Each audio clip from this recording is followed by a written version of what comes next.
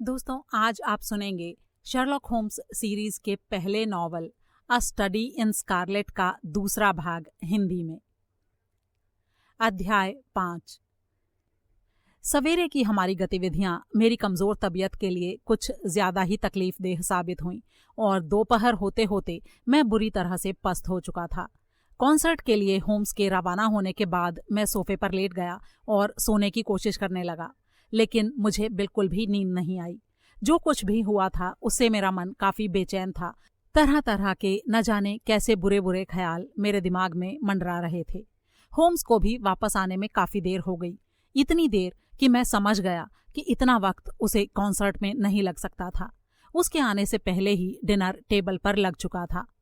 उसने अपनी सीट पर बैठते हुए कहा, कॉन्सर्ट बड़ा ही आलीशान था। क्या तुम्हें याद है कि डार्विन संगीत के बारे में क्या कहता है?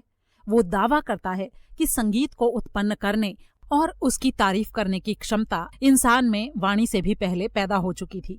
शायद इसीलिए हम संगीत से इतना प्रभावित होते हैं। हमारी आत्माओं में इन धुंध भरी शताब्दियों की धुंधली सी यादें हैं जब ये संसार अपने शिशुकाल में था। अगर हम प्रकृति को समझना चाहते हैं तो हमारे विचार भी प्रकृति की तरह विस्तृत होने चाहिए। क्या बात है, तुम कुछ परेशान से लग रहे हो? क्या ब्रिक्सटन रोड वाले मामले से? हाँ, सच कहूं तो ऐसा ही है, मैंने कहा। अफगान के अपने अनुभवों के बाद मुझे थोड़ा मजबूत हो जाना चाहिए था। मैंने वहां अपने कई साथियों को टुकड़ों टुकड़ों में काटे जाते देखा है। मेरी बात सुनकर होम्स ने सहानुभूति भरे स्वर में कहा, मैं समझ सकता हूँ। इसके बारे में कोई रहस्य तो जरूर है जो मन को झकझोर देता है। जब कोई कल्पना नहीं होती तो कोई डर भी नहीं होता। क्या तुमने शाम का अखबार देखा है? उसमें पूरी घटना का बड़ा अच्छा वर्णन दिया हुआ है, लेकिन उसमें ये बात नहीं बताई गई है कि जब उस आदमी को उठाया गया तो एक औरत की शादी की अंगूठी जमीन पर गिरी थी। अच्छा ही हुआ कि उसमें इस बात का जिक्र नहीं था। ऐसा क्यों? मैंने पूछा। वो इसलिए क्योंकि आज सुबह मैंने एक विज्ञापन सारे अखबारों में छपवाया था। इतना कहकर उसने एक अखबार मेरी तरफ फेंका और मैंने उस तरफ नजर डाली जहां उसने इशारा किया था। लॉस्ट एंड फाउंड वाले कॉलम में ये छपा था, आज सुबह ब्रिक्सटन रोड पर एक सादी सोने की अंगूठी व्हाइट हार्ट सराय और हॉलैंड ग्रोव के बीच की सड़क पर पाई गई है। अगर ये आपकी है तो आज शाम 8 और 9 बजे के बीच doctor Watson 221B Baker Street से संपर्क करें। तुम्हारे नाम का इस्तेमाल करने के लिए माफी चाहता हूँ वॉटसन। अगर मैंने अपना नाम लिखा होता तो इनमें से कुछ बेवकूफों ने पहचान लिया होता और फिर वे लोग इस मामले में टांग अड़ाते। वो सब तो ठीक है, लेकिन अगर कोई इस विज्ञापन का जवाब देता है तो उसे देने के लिए मेरे पास तो कोई अंगूठी है ही नहीं, मैंने कहा। है कैसे नहीं, बिल्कुल है। ये देखो, ये बिल्कुल ठीक रहेगी क्योंकि ये बिल्कुल उसी के जैसी है। और इतना कहकर उसने एक अंगूठी मेरे हाथ में थमा दी। और तुम्हें क्या लगता है कि इस विज्ञापन का जवाब कौन देगा? मैंने पूछा। अरे भाई, वही देगा, भूरे कोट वाला, लाल चेहरे वाला, चौकोर पंजों वाला हमारा दोस्त। अगर वो खुद नहीं भी आया तो अपने किसी साथी को तो जरूर भेजेगा। लेकिन क्या ऐसा करना उसे खतरनाक नहीं लगेगा? बिल्कुल भी नहीं। अगर इस मामले पर मेरा नजरिया सही है और इसे सही समझने के लिए मेरे पास बहुत सारे कारण हैं, तो ये आदमी अंगूठी खोने की बजाय कुछ और खोना ज्यादा पसंद करेगा। मेरे ख्याल से ये अंगूठी तब खोई थी जब वो ड्रेबर की लाश पर झुका हुआ था और तब उसे पता नहीं चला था। घर से निकल जाने के बाद उसे ये बात पता चली होगी और वो जल्दी से वापस आया, लेकिन आने के बाद उसने देखा कि पुलिस वहां पहले ही पहुंच चुकी है क्योंकि उसने मोमबत्ती को जलती छोड़ देने की गलती कर दी थी। इसीलिए उसे शराबी होने का नाटक करना पड़ा, जिससे गेट पर उसकी मौजूदगी से किसी को शक न हो। अब अपने आप को उस आदमी की जगह पर रखकर देखो। इस मामले पर फिर से गौर करने पर उसे ऐसा लगा होगा कि हो सकता है उसे अंगूठी सड़क पर कहीं गिर गई हो। तब फिर वो क्या करता? फिर वो शाम के अखबारों को उत्सुकता से पढ़ता, इस उम्मीद में कि शायद लॉस्ट एंड फाउंड कॉलम में कहीं उसका जिक्र हो, और तब उसकी आंखें इस विज्ञापन पर जरूर पड़ती।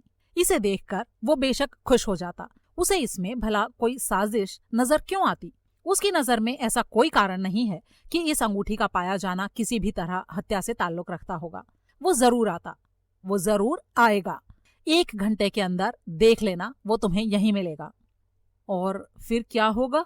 मैंने पूछा। और उससे निपटने के लिए मैं काफी हूँ। क्या तुम्हारे पास भी कोई हथियार है? हाँ, मेरे पास मेरी पुरानी सर्विस रिवॉल्वर है और कुछ कारतूस भी हैं, मैंने कहा। तो उसे साफ करके लोड कर लो। वो बौखलाया हुआ होगा, और वैसे तो मैं अचानक उस पर हावी हो जाऊंगा, लेकिन फिर भी बेहतर यही होगा कि हम पूरी तरह सतर्क रहें और हर हालात का सामना करने के लिए तैयार रहें। मैं अपने बेडरूम में गया और मैंने उसकी सलाह पर अमल किया। जब मैं पिस्तौल लेकर लौटा तो मेज साफ हो चुकी थी और होम्स वायलिन बजा रहा था। जब मैंने अंदर प्रवेश किया तो उसने कहा, कहानी गहराती जा रही है। मुझे अपने अमेरिकी तार का अभी अभी जवाब मिला है। इस मामले में मेरी राय बिल्कुल सही है। और वो क्या है? मैंने उत्सुकता से पूछा। मेरे वायलिन में नए तार लगाने हैं। पिस्तौल को अपनी जेब में रख लो। जब वो आदमी आए तो साधारण तरीके से उससे बात करना, बाकी सब मेरे ऊपर छोड़ दो। और हाँ, उसे ज्यादा कड़ी नजरों से मत देखना, नहीं तो वो डर जाएगा। घड़ी पर नजर डालते हुए मैंने कहा, इस वक्त 8 बज रहे हैं। हाँ, वो शायद कुछ ही मिनटों में यहाँ आ जाएगा। दरवाजे को थोड़ा सा खोल दो। हाँ, इतना ठीक है। अब चाबी अंदर लगा दो।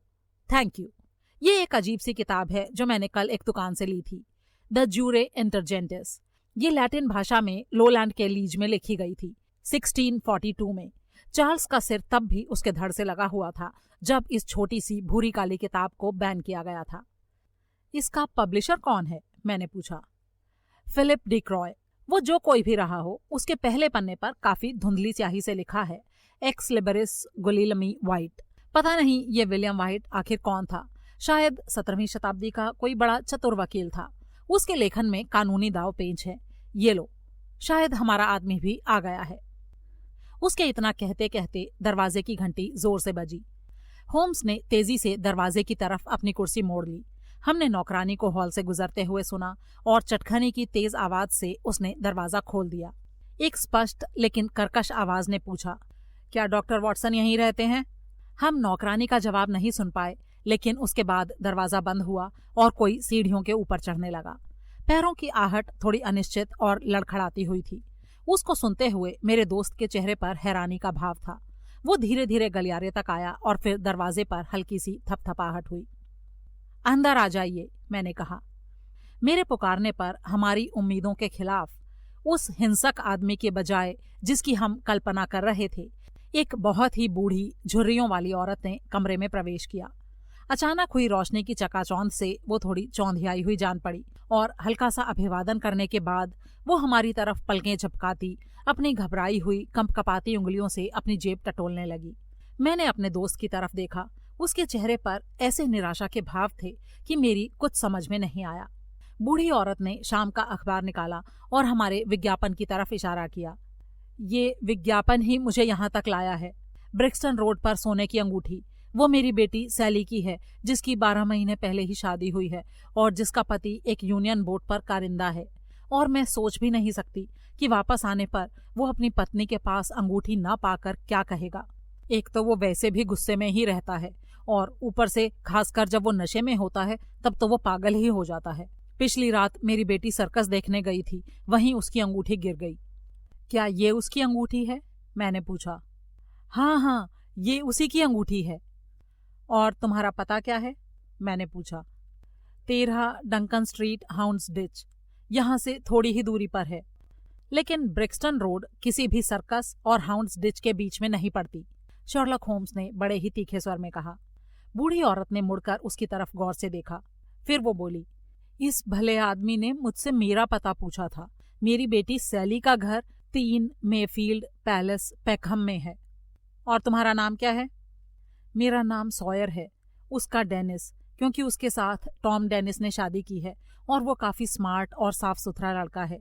जब वो समुद्र पर रहता है तो उसके जैसा कोई नहीं है, लेकिन जब वो तट पर होता है तो इतनी औरतें और इतनी शराब की दुकानें कि बस। अपने मित्र के इशारे पर मैंने उसे टोका।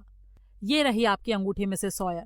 जाहिर है कि ये तुम्हारी बेटी की ही है और मुझे खुशी है कि मैंने इसे इसके सही हकदार तक पहुंचा दिया है। ढेर सारे आशीष देती हुई और कृतज्ञता प्रकट करती हुई बूढ़ी औरत ने उसे अपनी जेब में रख लिया और धीरे धीरे सीढ़ियों से नीचे उतर गई। जैसे ही वो गई, होम्स लपक कर उठा और तेजी से अपने कमरे में गया। कुछ ही पलों में एक ओवरकोट और हैट पहने वो वापस आया। मैं इसका पीछा करूंगा, ये जरूर उसकी साथी है और इसका पीछा करके मैं असली अपराधी तक पहुंच जाऊंगा। मेरे लिए जागते रहना। जब होम्स सीढ़ियों से नीचे उतरा तो मैंने खिड़की से उस बूढ़ी औरत को धीरे धीरे दूसरी तरफ चलते हुए देखा। मेरे मन में विचार आया, या तो होम्स का अंदाजा पूरी तरह गलत है या फिर आज ये रहस्य की तह तक जा पहुंचेगा। उसे मुझसे ये कहने की कोई जरूरत नहीं थी कि मैं जागता रहूं, क्योंकि मेरे ख्याल से उसके कारनामे का नतीजा जाने बिना मेरे लिए सो पाना नामुमकिन था। जब वो बाहर निकला था उस वक्त करीब 9 बज रहे थे। मुझे इस बात का कोई अंदाजा नहीं था कि उसे कितनी देर लग सकती है, लेकिन मैं अपना पाइप पीते हुए और हेनरी मुर्गर की वाय द बोहेम के पन्ने पलटते हुए समय गुजारने लगा। 10 बज गए और मैंने नौकरानी के कदमों की आहट को उसके बिस्तर की तरफ जाते हुए सुना। 11 बजे मकान मालकिन के कदमों की रौबीली आहट अपने बिस्तर तक जाती सुनाई पड़ी।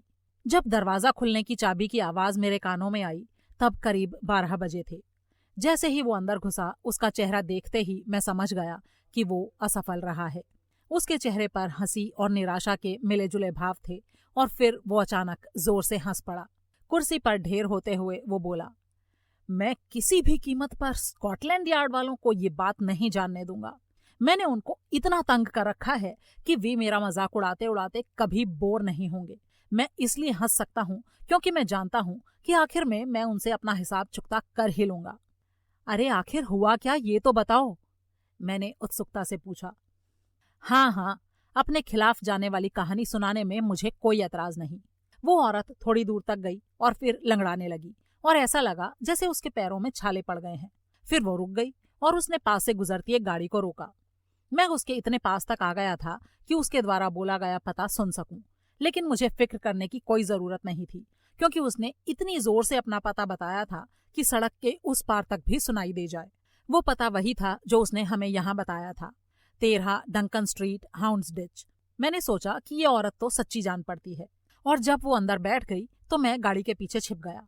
ये एक ऐसी कला है जिसमें हर जासूस को महारत हासिल होनी चाहिए, वॉटसन। फिर हम खड़खड़ाते हुए चले और तब तक नहीं रुके जब तक हम उस सड़क पर नहीं पहुंच गए। दरवाजा आने से पहले ही मैं गाड़ी से कूद गया और सड़क पर ऐसे ही टहलने लगा। गाड़ी रुक गई, कोचवान नीचे कूदा और सवारी के उतरने का इंतजार करने लगा, लेकिन गाड़ी में से कुछ नहीं निकला। जब मैं उसके पास पहुंचा तो वो गाड़ी के अंदर हड़बड़ाहट में कुछ टटोल रहा था और ऐसी ऐसी गालियां दे रहा था जैसी मैंने शायद ही पहले कभी सुनी हो। उसकी सवारी का कोई नामो निशान नहीं था और उसे अपना किराया मिलने की कोई उम्मीद नजर नहीं आ रही थी।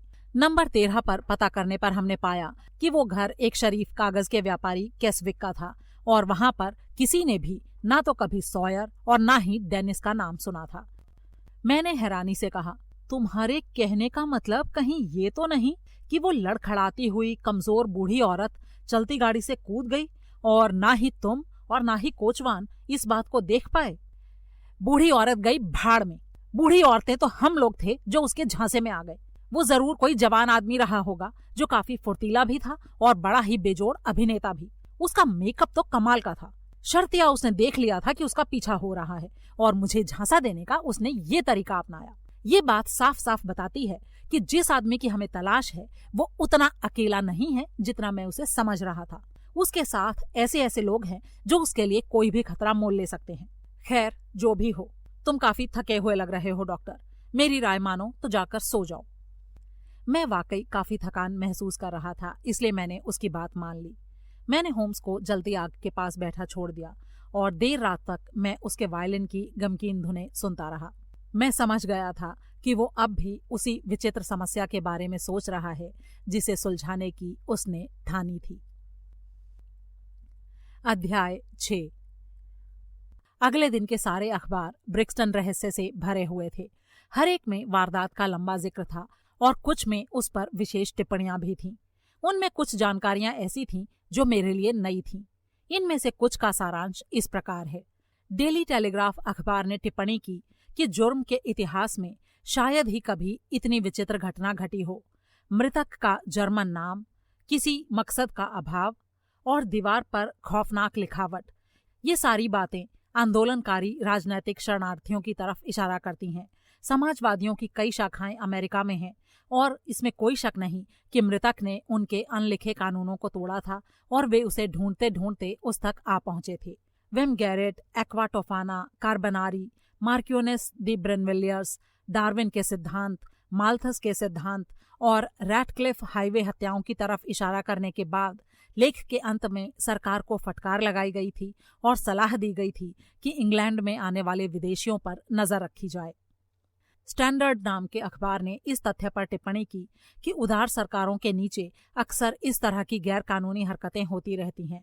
इससे आम जनता के मन अस्थिर हो जाते हैं और सारी प्रशासन व्यवस्था अस्त व्यस्त हो जाती है। मृतक एक अमेरिकी भला आदमी था जो कुछ हफ्तों से महानगर में रह रहा था। वो कैम्बरवेल के टॉर्के टेरेस में मैडम शार्पेंटियर के बोर्डिंग हाउस में रहता था। उसकी यात्राओं में उसका निजी सेक्रेटरी मिस्टर जोसेफ स्टेंजरसन उसके साथ रहता था। उन दोनों ने अपनी मकान मालकिन से मंगलवार 4 तारीख को विदा ली और लिवरपूल एक्सप्रेस पकड़ने के विचार से ह्यूस्टन स्टेशन के लिए रवाना हुए। उसके बाद उन दोनों को एक साथ प्लेटफॉर्म पर देखा गया था। उनके बारे में किसी और को कोई जानकारी नहीं थी जब ह्यूस्टन से कई किलोमीटर दूर ब्रिक्सटन रोड पर एक खाली घर में मिस्टर ड्रेबर की लाश पाई गई।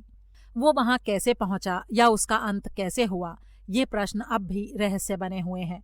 स्टेंजरसन के बारे में कुछ भी पता नहीं चला है। हमें ये जानकर खुशी है कि स्कॉटलैंड यार्ड के मिस्टर लेस्ट्रेड और मिस्टर ग्रेगसन दोनों ही इस केस पर काम कर रहे हैं और ये माना जा रहा है कि ये जाने माने ऑफिसर जल्दी ही इस मामले को हल कर लेंगे।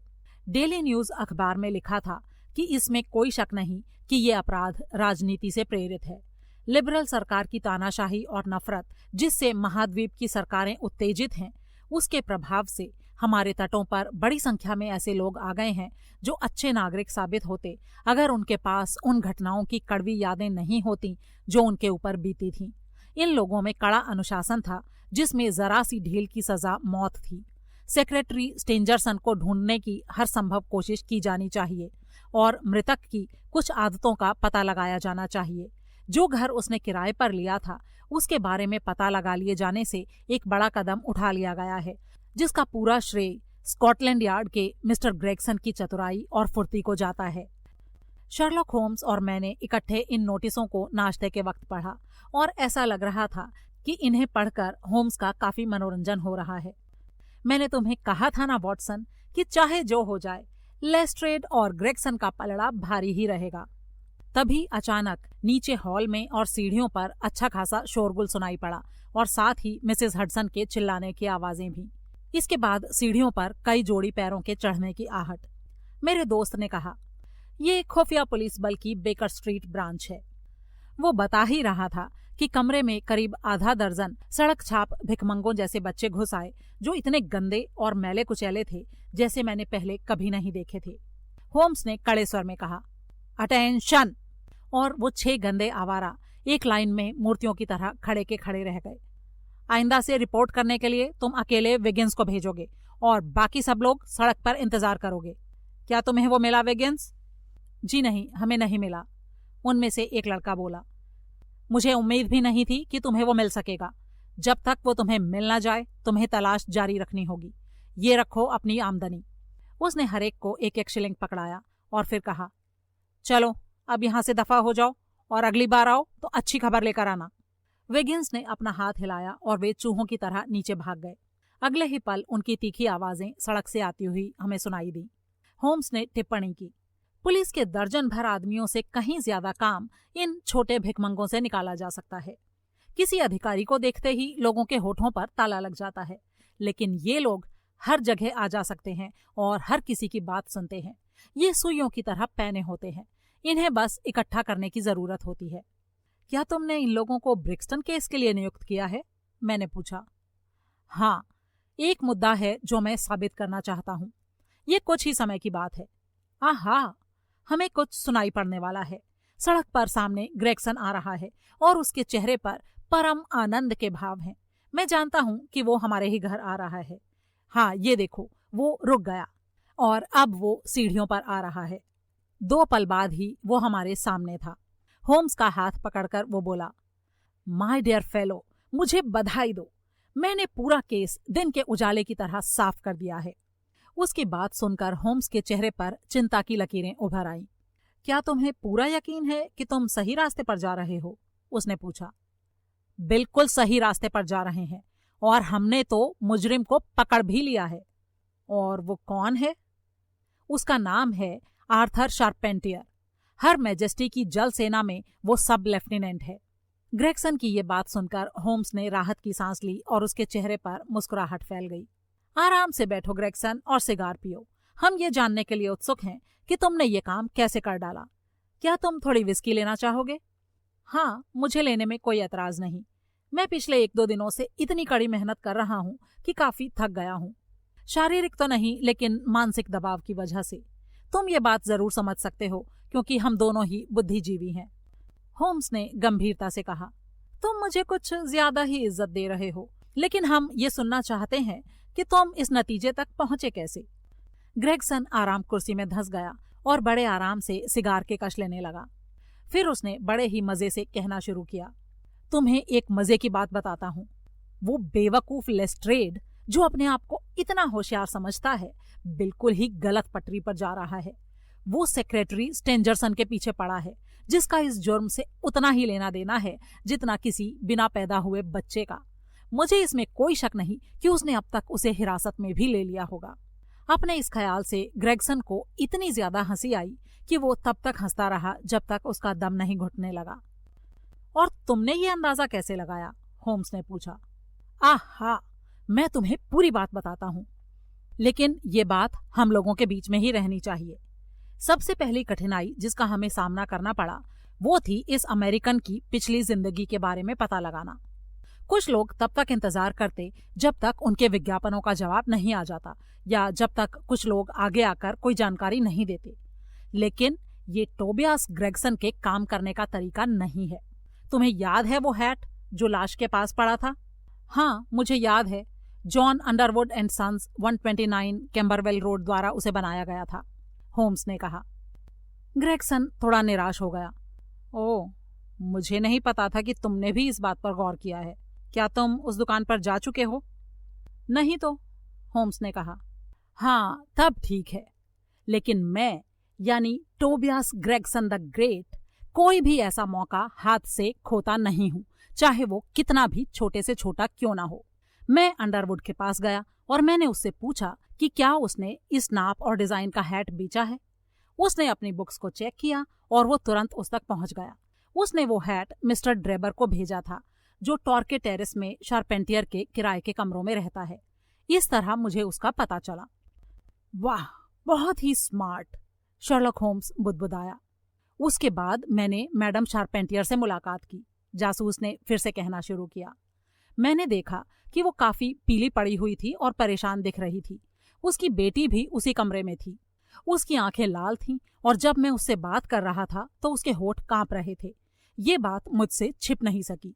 मुझे कुछ गड़बड़ी महसूस हुई।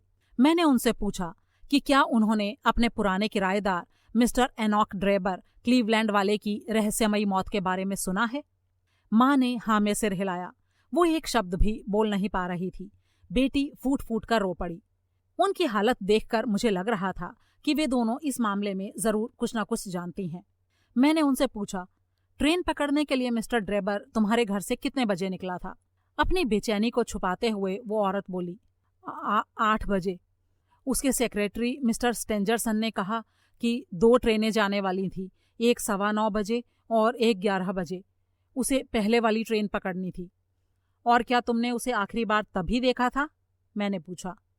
मेरा ये सवाल सुनते ही उसका चेहरा स्याह पड़ गया।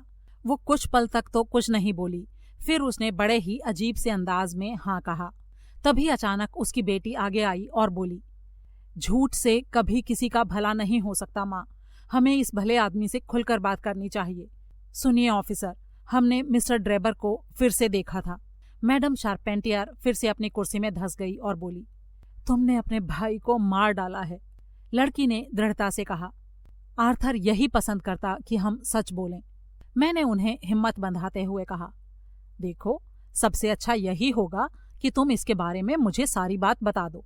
अधूरी बात को कबूलना कुछ ना कबूलने से ज्यादा बुरा होता है। इसके अलावा तुम्हें यह भी नहीं मालूम कि हमें इस केस के बारे में कितना ज्यादा मालूम हो चुका है। हम जल्दी ही तुम तक पहुंच जाएंगे। मेरी ये बात सुनकर वो दोनों टूट गईं। माँ ने खड़े होते हुए कहा, मैं आपको सारी बात बताती हूँ सर।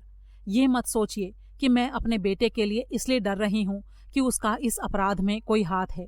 वो बिल्कुल निर्दोष है, लेकिन फिर भी मुझे ये डर है कि आपकी नज़रों में और दूसरों की नज़रों में ऐसा हो सकता है कि वो अपराध में भागीदार दिखाई दे, लेकिन ये बात बिल्कुल गलत है। उसका ऊंचा चरित्र, उसका पेशा और उसकी पहले की जिंदगी उसको ऐसा कभी नहीं होने देंगे। फिर उसने अपनी बेटी से कहा, एलिस, अच्छा रहेगा कि तुम हमें अकेला छोड़ दो। उसकी बेटी वहां से चली गई। उसके बाद औरत बोली, देखिए सर, मेरा कोई इरादा नहीं था कि मैं आपको ये सब बताऊं, लेकिन लगता है अब हमारे पास और कोई चारा नहीं है। अब मैं आपको एक भी बात छिपाए बिना सब कुछ बता दूंगी। मिस्टर ड्रेबर हमारे साथ करीब 3 हफ्तों तक रहा। वो और उसका साथी स्टेंजरसन महाद्वीप की यात्रा कर रहे थे। मैंने उन दोनों के बक्सों पर कोपनहेगन लिखा देखा था, जिससे पता चलता है कि आखिरी बार वे लोग वहीं रुके थे। स्टेंजरसन शांत और शर्मीला आदमी था, लेकिन मुझे अफसोस के साथ कहना पड़ रहा है कि उसका मालिक उससे बिल्कुल अलग था। उसकी आदतें काफी फूहड़ थीं और हरकतें क्रूरता भरी। जिस रात वे यहाँ आए उसी रात वो नशे में बिल्कुल धुत हो गया और दिन में 12 बजे के बाद वो शायद ही कभी नशे में ना होता हो। घर की नौकरानियों के प्रति उसका रवैया कुछ ज्यादा ही खुला हुआ था। सबसे बुरी बात तो ये हुई कि जल्दी ही उसने ये रवैया मेरी बेटी एलिस के प्रति भी अपना लिया और कई बार उससे ऐसी वैसी बातें कही जो वो अपने भोलेपन में समझ नहीं सकी। एक बार तो उसने उसे पकड़ने की भी कोशिश की और उसकी इस बेहुदा हरकत के लिए उसके सेक्रेटरी ने उसे डांटा भी था। लेकिन आप ये सब सह क्यों रही थीं? मेरे ख्याल से तो आप जब चाहें अपने किराएदारों को निकाल सकती हैं, मैंने उससे पूछा। मेरे इस सवाल को सुनकर उसका चेहरा लाल पड़ गया। मैं तो उसे उसी दिन नोटिस भिजवा देती जिस दिन वो आया था, लेकिन मेरे सामने एक बहुत बड़ा लालच था। वे लोग हर रोज प्रति व्यक्ति के हिसाब से 1 पाउंड देते थे, यानी हफ्ते के 14 पाउंड। और ये मंदी का समय चल रहा है। मैं विधवा हूँ और नेवी में अपने बेटे के ऊपर मैंने बहुत खर्चा किया है। मैं ये इतना मोटा पैसा खोना नहीं चाह रही थी।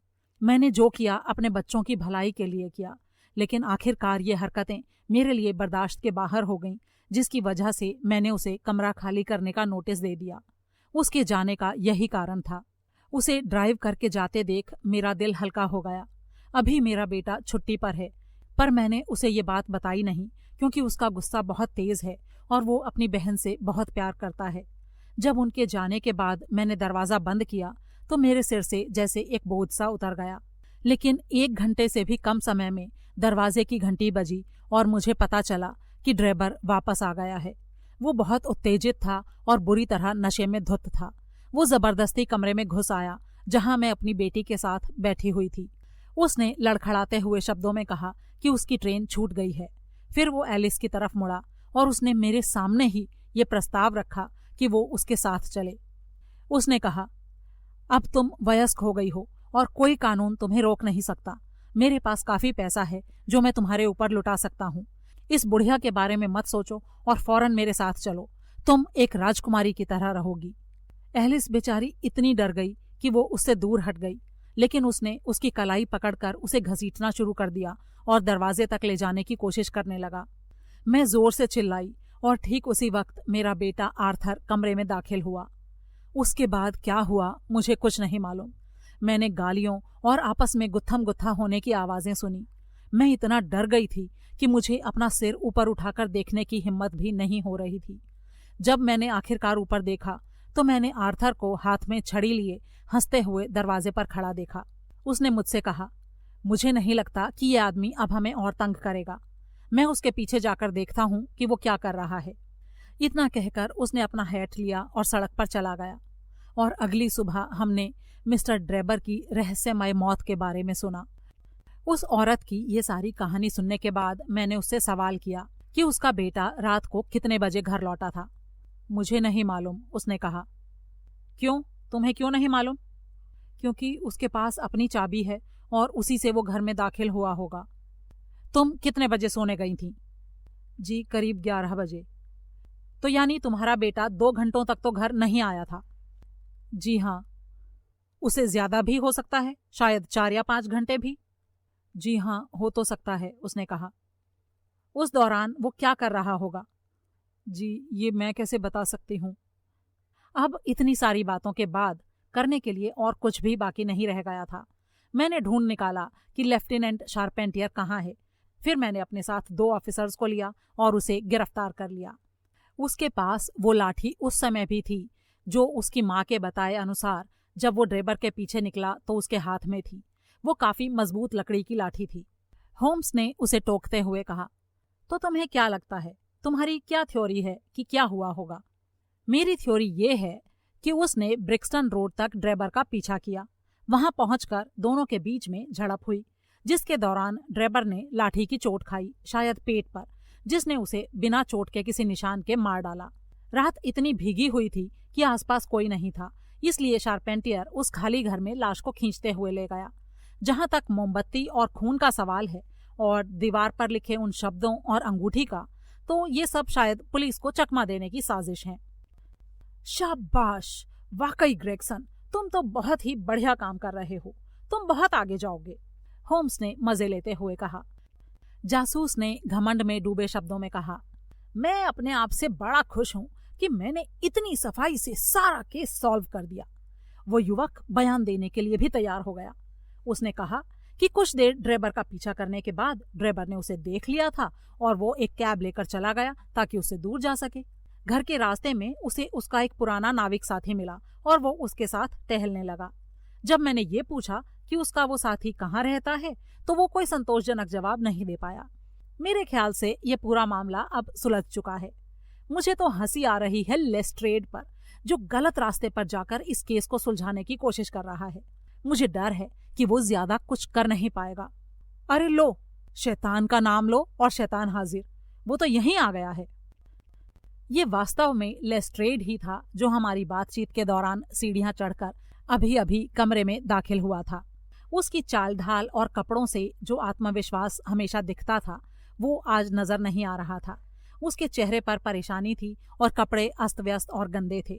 साफ था कि वो होम्स से कोई सलाह लेने के लिए आया था, क्योंकि अपने साथी को वहां देखकर वो थोड़ा शर्मिंदा और परेशान नजर आया। घबराहट में अपने हैट को टटोलता हुआ वो कमरे के बीचों बीच खड़ा था और समझ नहीं पा रहा था कि अब वो क्या करे। अंत में उसने कहा, ये एक बड़ा ही अजीब केस है जो बिल्कुल भी समझ में नहीं आ रहा है। विजयी भाव से ग्रेगसन ने कहा, ऐसा तुम्हें लगता है मिस्टर लेस्ट्रेड?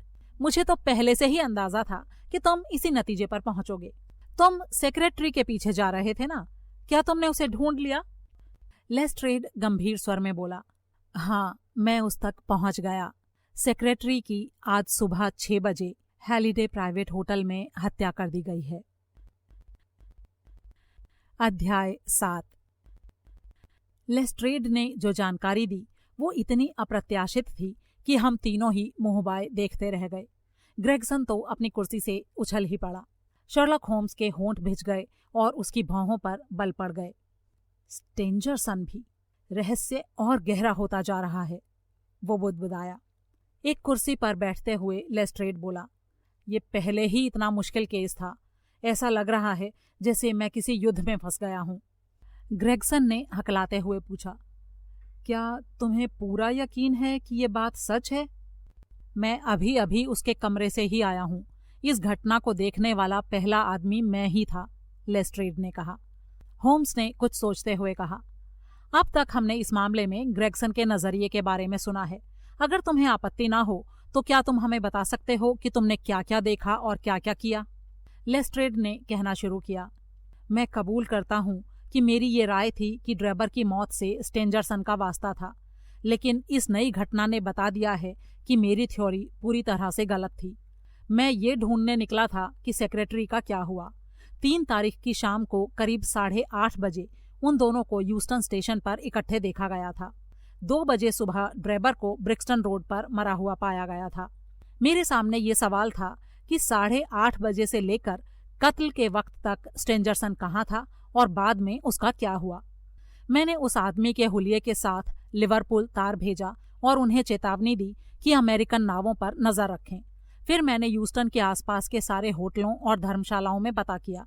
मेरी थ्योरी ये थी कि अगर ड्रेबर और उसका साथी अलग अलग हो गए तो उसका साथी स्वाभाविक तौर पर रात में रहने के लिए नजदीक ही कोई जगह ढूंढता जिससे सवेरे फिर आसानी से स्टेशन पहुंच सके।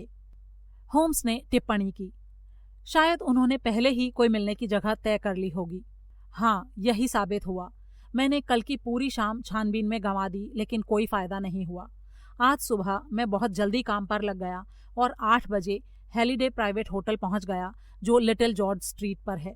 मेरे ये पूछने पर कि क्या वहां कोई मिस्टर स्ट्रेंजरसन रह रहे हैं, होटल वालों ने तुरंत हामी भर दी। उन्होंने मुझसे कहा, इसमें कोई शक नहीं कि आप ही वो व्यक्ति हैं जिसके आने की वो उम्मीद कर रहे थे। वो 2 दिनों से किसी का इंतजार कर रहे हैं। वो ऊपर अपने कमरे में हैं। उन्होंने कहा था कि 9 बजे उन्हें उठा दिया जाए। मैं ऊपर जाकर तुरंत उससे मिलूंगा, मैंने कहा। मुझे लगा कि मेरे अचानक पहुंचने पर वो घबरा जाएगा और बिना सोचे समझे शायद कुछ उगल देगा। उन लोगों ने मुझे उसके कमरे तक ले जाना स्वीकार कर लिया। उसका कमरा दूसरी मंजिल पर था और वहां तक पहुंचने के लिए एक छोटा सा गलियारा था। लड़के ने कमरे के दरवाजे की तरफ इशारा किया और वो नीचे वापस जाने ही वाला था कि मैंने कुछ ऐसा देखा कि मैं चकरा गया। दरवाजे के नीचे से खून की लकीर बह रही थी, जो दूसरी तरफ तक फैल गई थी। मैं चिल्ला पड़ा, जिससे वो लड़का दौड़कर वापस आया।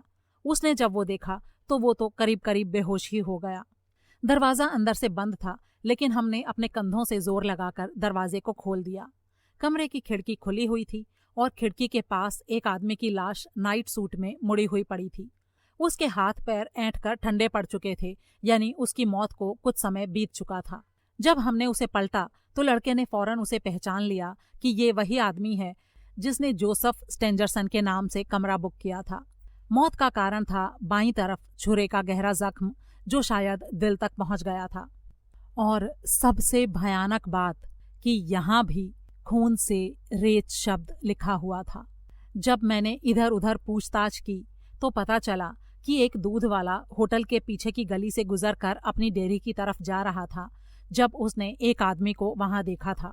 उसने गौर किया कि एक सीढ़ी जो अक्सर वहां यूं ही पड़ी रहती थी, दूसरी मंजिल की एक खिड़की से लगी हुई थी, जो पूरी तरह से खुली थी। वहां से गुजरने के बाद उसने पीछे मुड़कर देखा तो उसने पाया कि एक आदमी उस सीढ़ी से नीचे उतर रहा था। वो इतने धीरे धीरे और आराम से नीचे आया कि लड़के ने सोचा कि वो होटल में काम करने वाला कोई बढ़ई या ऐसे ही कोई होगा। उसने उस पर ज्यादा ध्यान नहीं दिया। उसने जो हुलिया बताया है उसके हिसाब से वो आदमी लंबा था, उसका चेहरा लाल था और उसने एक भूरे रंग का कोट पहना था।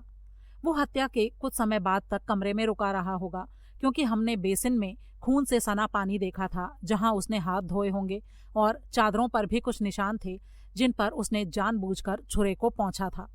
हत्यारे का ये वर्णन सुनकर मैंने होम्स की तरफ देखा, क्योंकि वो बिल्कुल उसके द्वारा बताए गए वर्णन से मेल खाता था, लेकिन फिर भी उसके चेहरे पर खुशी या संतोष की कोई झलक नहीं थी।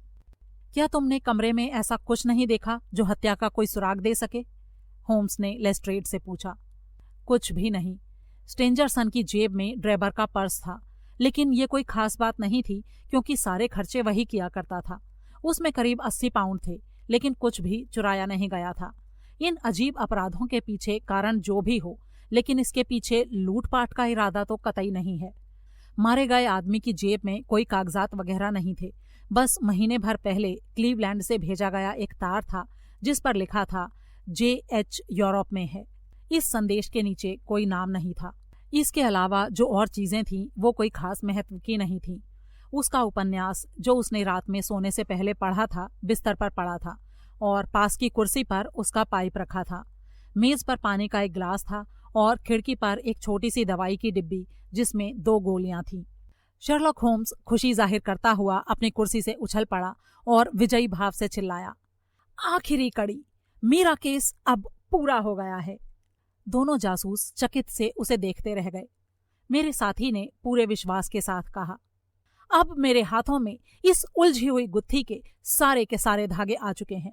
ये जरूर है कि अभी कुछ बातें विस्तार से जाननी बाकी हैं, लेकिन स्टेशन पर ड्राइवर के स्टेंजरसन से अलग होने से लेकर उसकी लाश पाए जाने तक के सारे घटनाक्रम के बारे में मैं इतना आश्वस्त हूं मानो ये सारी बातें मेरी आंखों के सामने हुई हों।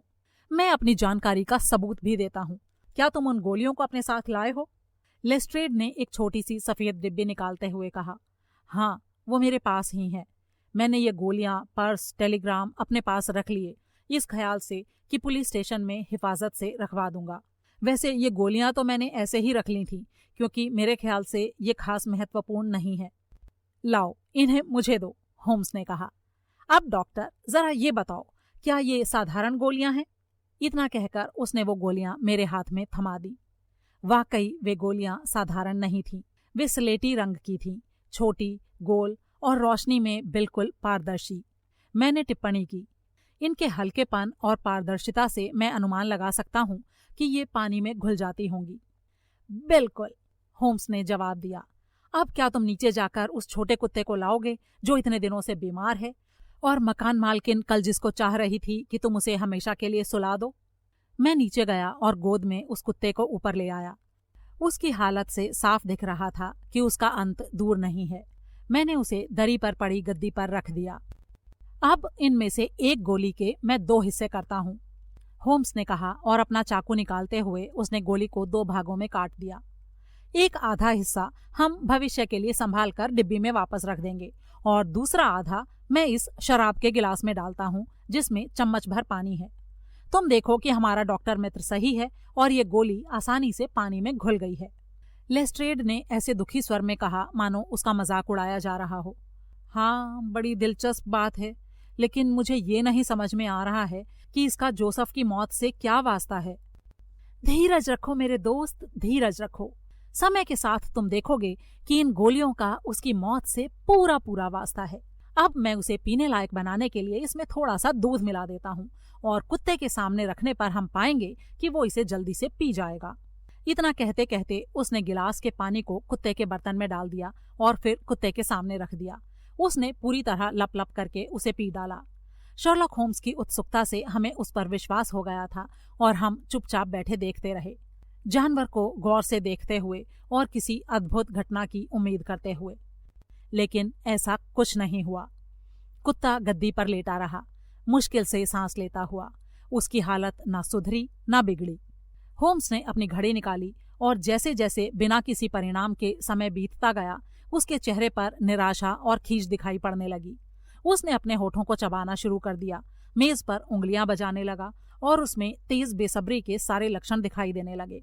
वो इतना बेचैन हो रहा था कि मुझे उसके प्रति दिल से सहानुभूति हो गई, जबकि दोनों जासूस मजाक उड़ाते हुए मुस्कुराने लगे और शर्लॉक होम्स की इस हार पर उन्हें जरा भी तकलीफ नहीं हुई, बल्कि उन्हें शायद मजा आ रहा था। आखिर में अपनी कुर्सी से उठकर कमरे में तेजी से चक्कर काटते हुए होम्स बोला, ऐसा नहीं हो सकता, ये असंभव है कि ऐसा हुआ हो। वही गोलियां जिन पर ड्रेबर के मामले में मुझे शक था, अब स्टेंजरसन की मौत के बाद भी मिली हैं, और फिर भी ये नाकाम है। इसका क्या मतलब हो सकता है? मेरे तर्कों की कड़ी पूरी तरह गलत नहीं हो सकती, ऐसा नामुमकिन है, लेकिन फिर भी ये कुत्ता वैसे के वैसा क्यों है? ओह, मुझे समझ में आ गया समझ में। खुशी से किलकते हुए वो डिबिया की तरफ जल्दी से बढ़ा। दूसरी गोली को 2 भागों में बांटकर उसने घोला, उसमें दूध मिलाया और कुत्ते के सामने रख दिया। उस बदनसीब जीव की जीभ अभी दूध से तर भी नहीं हुई थी कि उसके हर अंग में झटके आने लगे और वो ऐसे निर्जीव हो गया मानो उस पर बिजली गिर पड़ी हो।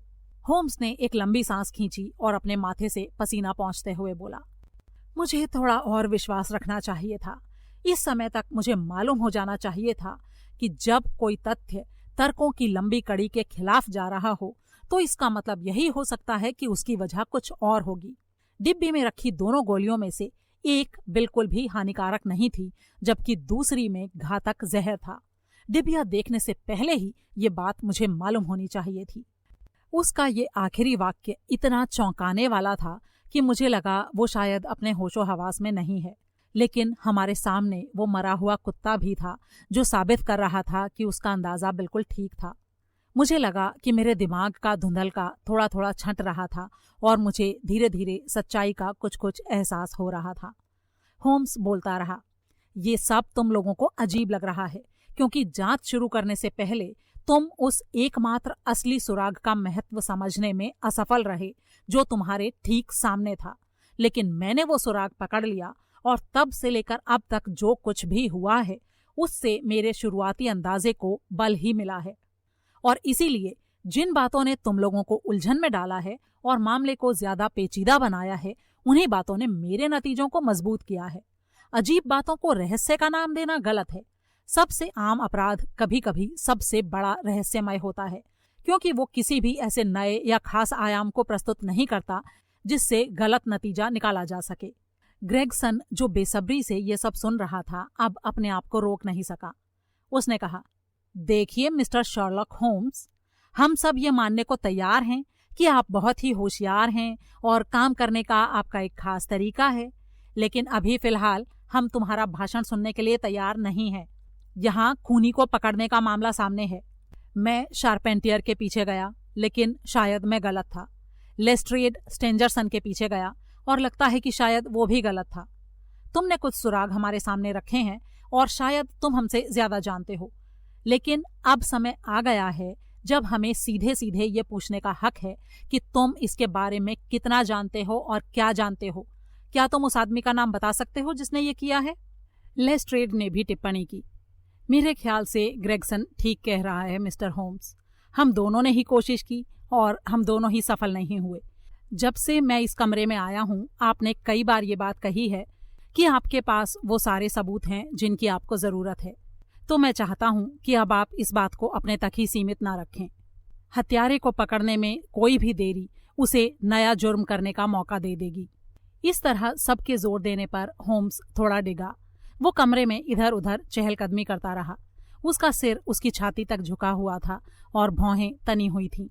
आखिर में अचानक रुककर वो हमारी तरफ मुड़कर बोला, अब और कोई हत्या नहीं होगी। इस अंदेशे का कोई सवाल ही नहीं है। तुमने पूछा कि क्या मैं हत्यारे का नाम जानता हूं। मैं जानता हूं, लेकिन फिर भी सिर्फ नाम जान लेना मामूली बात है।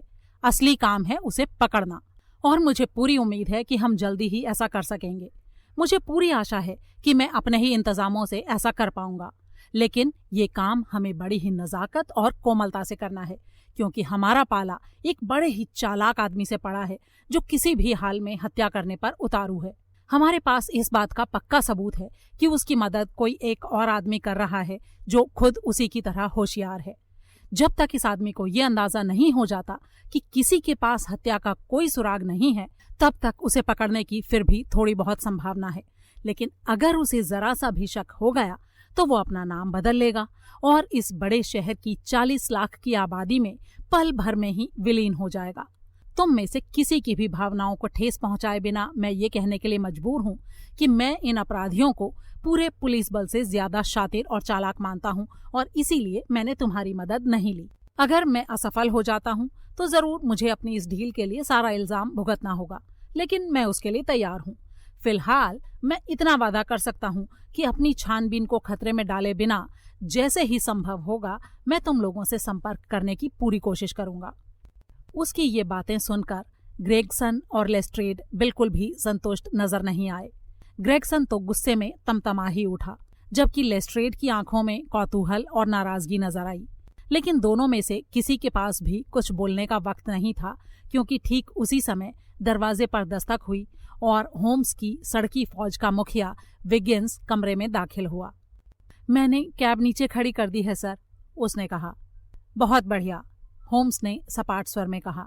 फिर दोनों ऑफिसरों की तरफ देखते हुए वो बोला, तुम लोग ये तरीका स्कॉटलैंड यार्ड में शामिल क्यों नहीं करते? उसके हाथ में दराज में से निकाला हुआ स्टील की हथकड़ियों का एक जोड़ा था। जरा देखो, इसकी स्प्रिंग कितनी बढ़िया तरीके से काम करती है, एक ही पल में जकड़ लेती है। लेस्ट्रेड ने कहा, पुराना तरीका भी ठीक है, अगर हथकड़ियां पहनाने के लिए अपराधी मिल जाए तो। होम्स ने मुस्कुराते हुए कहा, हाँ, ठीक है, बहुत अच्छा। गाड़ीवान शायद मुझे मेरे बक्से उठाने में मदद करेगा। उससे कहो कि जल्दी से ऊपर आए विगिन्स। उसकी ये बात सुनकर मुझे हैरानी हुई, क्योंकि मेरा दोस्त ऐसे बोल रहा था मानो अभी किसी यात्रा पर निकल रहा हो। उसने मुझसे इस बारे में कुछ भी नहीं बताया था। कमरे में एक छोटा सा सूटकेस था और उसे बाहर खींचकर वो उसके ऊपर बेल्ट कसने लगा। तभी गाड़ीवान कमरे में आया। घुटनों के बल बैठे अपना काम करते हुए बिना सिर उठाए होम्स ने कहा, जरा इसे बांधने में मेरी मदद तो करो गाड़ीवान। गाड़ीवान अनमने ढंग से आगे बढ़ा और उसने मदद के लिए हाथ आगे किया। ठीक उसी पल किसी धातु के खनकने की एक तेज खटाक की आवाज हुई और शर्लॉक होम्स कूदकर अपने पैरों पर खड़ा हो गया। फिर चमकती आंखों से बोला, जेंटलमैन, मैं मिस्टर जेफरसन से आपका परिचय करवाता हूँ, जो ड्रेबर और जोसेफ स्टेंजरसन का हत्यारा है। ये सारी घटना पलक झपकते ही हो गई, इतनी जल्दी कि मुझे कुछ समझने का मौका ही नहीं मिला। उस पल की कई यादें आज भी मेरे दिमाग में हैं। होम्स के चेहरे पर छाया विजयी भाव और उसकी आवाज की खनक, गाड़ीवान का बौखलाया हुआ खतरनाक चेहरा जो अपने हाथों में पड़ी हथकड़ियों को इस तरह देख रहा था मानो वो किसी जादू से वहां प्रकट हुई हों। 1-2 सेकंड के लिए हम सब जैसे बुत से बन गए थे। फिर गुस्से से गरजते हुए कैदी ने होम्स की पकड़ से एक झटके में अपने आप को छुड़ा लिया, लेकिन उसके खिड़की से बाहर कूदने से पहले ही ग्रेगसन, लेस्ट्रेड और होम्स उस पर शिकारी कुत्तों की तरह झपट पड़े। उसे वापस कमरे में खींच लिया गया और उसके बाद एक छोटी सी लेकिन बड़ी ही भीषण लड़ाई हुई। वो इतना ताकतवर और भयानक था कि हम चारों बार बार पटकियां खा रहे थे। ऐसा लग रहा था मानो उसे मिर्गी का दौरा पड़ गया हो। जब लेस्ट्रेड ने उसका कॉलर पकड़कर उसका आधा दम घोट सा दिया, तब उसे समझ में आया कि उसकी कोशिशें बेकार हैं। इसके बाद भी हमने तब तक सुरक्षित महसूस नहीं किया जब तक हमने उसके हाथ और पैर बांधकर उसे एक कोने में पटक नहीं दिया। ऐसा करके हम सब हांफते हुए अपने पैरों पर खड़े हुए। शर्लक होम्स ने कहा, हमारे पास इसकी गाड़ी है जो इसे स्कॉटलैंड यार्ड तक ले जाने के काम आएगी। और अब जेंटलमैन, हम अपनी छोटी सी गुत्थी के अंत तक पहुंच गए हैं। अब तुम लोगों को मुझसे जो भी सवाल पूछने हैं तो तुम्हारा स्वागत है, और अब हमारे सामने ऐसा कोई खतरा नहीं है कि मैं किसी भी सवाल का जवाब देने से इनकार करूंगा। इससे आगे की कहानी के लिए सुने अ स्टडी इन स्कारलेट का 3रा भाग।